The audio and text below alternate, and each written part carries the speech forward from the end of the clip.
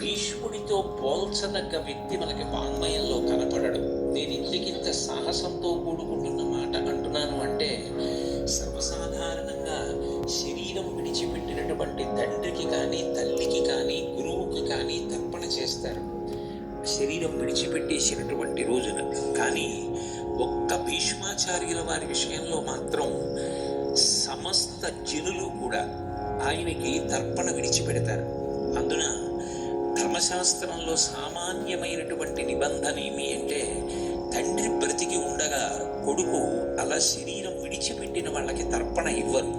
కానీ ఒక్క భీష్మాచార్యుల వారి విషయంలో మాత్రం తండ్రి బ్రతికున్నప్పటికీ కూడా కొడుకు కూడా తర్పణ విడిచిపెడతాడు.